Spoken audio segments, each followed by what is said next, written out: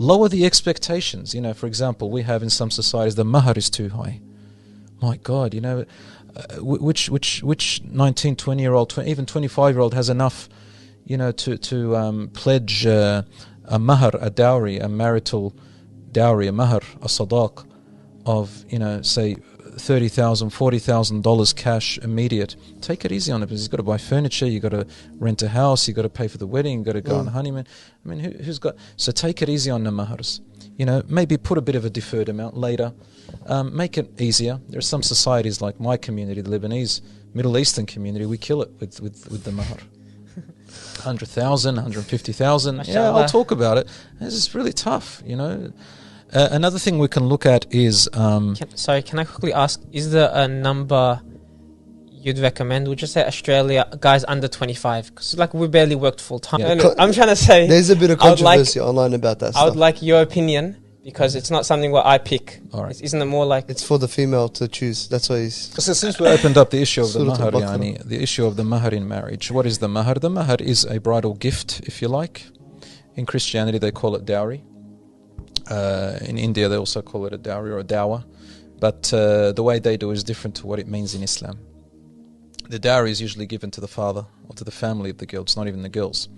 In Indian culture, the non-Muslim Indian culture, the girl's family gives it to the man, to the groom, or to his family. In Islam, the dowry is what the bride requests. She is the one that sets it and requests it. Her father, however, is representative of her. So she's not the one that goes out and speaks about what she wants, because that could be that'll be probably embarrassing for her. It's uncomfortable for her to say. So her father is the one that speaks on her behalf, and he advises her, but he lets her know. Some fathers, they don't even ask their daughters. I've done marriages for people where the bride and groom have no idea what a mahr is and what it is and what's going on. They go, I don't know, my parents, whatever they agree to. So, but hold on, mahr means the groom, you have to give, you have to pay that, you have to settle that, you have to give it to the bride sooner or later. You don't know you don't know what he owes you. So I don't know what it is. So we have to talk about what mahr is. The girl chooses it, she's the one that sets it. Obviously she's got a give and take with her father, takes the advice of her father and her mother, her family. They talk about it among each other, and then you look at the situation, you look at the groom. What is the groom of good character? Is the groom of good religion? Which means, what's religion? It means that you've studied you've looked on his social media, you've seen what kind of friends he hangs around with, you've seen how he is dynamics with his family. You see that the guy has been raised in a reasonably good Islamic environment. He does the basics of the religion and stays away from the major sins. He's got some good religion. He fears Allah. You remind him of God. You find that he respects it, right? So that's good religion. Good character is trustworthy and honest. He's not going to leave your daughter on the streets when things go rough. He will get up. He's not lazy. He will do. He'll clean the streets. He'll do anything for his family. That's trustworthy and honest. Everything other than that is secondary. So we say we'll put a mahr on this guy because his character and religion is good, man. He's got good values. We're not going to suffer like this, inshallah. So why make the mahr so much? What can you afford, son? Yeah, parents, what can you afford, son? Do you think that's a good question for people to ask? Of course it is. Okay. 100%. I would ask, say, what can you afford, son? What can you do? Or I can say, look, this is the situation, her cousins and my environment, this is how much they write. But I'm not going to force that on you, son. What can you afford? I want to make it easy on you. That's if he's got good religion, good character. That's all I want. I don't want my daughter to be looked after because he's got a lot of money. I want her to look after because he's got good values. He's going to respect her, value her, look after her. He's not lazy. He's got good morals and principles. All right? Yeah. Is that correct? Yeah. So the idea of the mahr should not be a big issue. At the same time, the mahr should not be so little, like you mentioned it before, like Fatima. And Fatima radiallahu anha was lived 1,400 years ago. Their societies, their income, their way of living is different to ours. And really, mahr depends also on your status in society. So if you come from a wealthy family and you want to marry a girl who's from a wealthy family, obviously the mahr has to be equivalent or relative to their surroundings. In Islam, if you can't agree on a mahr, we say, well, it's like her peers, like her family environment sort of thing. But at the same time, the guy, if he can't afford that, we don't make it hard on him. Because now we've changed the marriage into a materialistic, into a monetary thing, right? Anyway, that mahr, we talk. And I say to the fathers and the girls, please, don't make the marriage about materialism. That's number one. Secondly, focus in marriage on how the person has been raised and how you've been raised.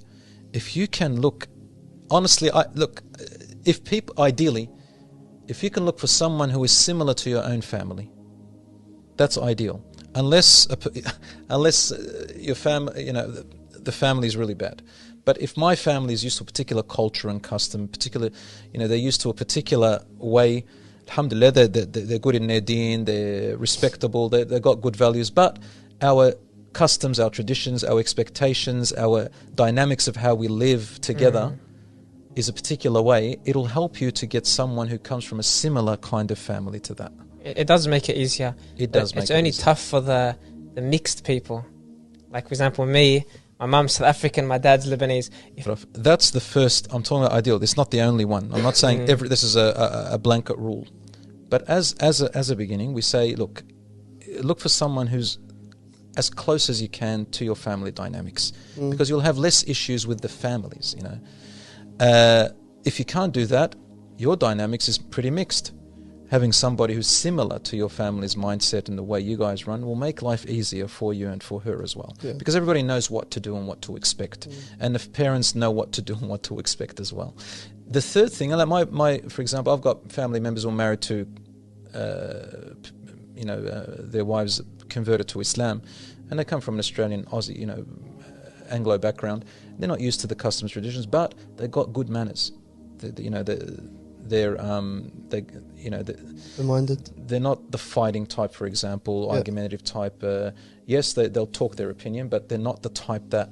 So they're the type that can learn and can compromise a little bit and adapt, and that works too. Yep. And it's not just the girl, also the boy. I had a couple who said, the wife said, my husband, he wants us to go and have a barbecue at his father's house, his whole family, all his siblings, every Wednesday evenings. Every Wednesday. I've had enough of it. I said, sister, do you want what's your priority in life? You or your family? She goes, of course my family. Your kids? Yes, your kids. Do your kids love seeing their family? Yeah. I said, all right. That's why you got married. You do some things that make your husband closer to you. And like it, love it, because you're building your family, making a better family. And then he turns around and says, you didn't ask her what we do every Friday nights. I go, what? He goes, ever since I got married to her, every Friday nights we've got to be at her dad's house. So, okay. And he goes, I don't complain. I go, why do you go? He goes, I want my wife to be happy. This is something that you give and take. So there you go. It's mutual. You've got to give and take a little bit. Marriage involves a little bit of sacrifice, a little bit of adaptation. It's never 100%. Another advice I give is, write down 6 or 7 main things that you as a person, you can never be able to tolerate if you were to go through that in your marriage. Yeah. Write down 6 or 7, not more than that. Say, you know what, me, Ashraf, me, Bilal, me, Suhail, I know myself. If I were to marry someone who is like this, or doesn't do that, or does this, just 6 or 7 of them, they are the deal breakers for me. So now you look for someone who, this is your goal now. Rather than the looks, the outside looks, look for the values that work for you. And you'll find somebody who are also looking for similar values. You will click. I think studies shown that about 7 or 8 personalities in the world basically 7 or 8 personalities are divided in the world. So among 7 billion people, you have a high chance. There's so many people with a personality that fits yours, inshallah, or a culture or a system that fits yours. But you write them down, know what you want in a marriage. What are the deal breakers? And everything else, you've got to compromise.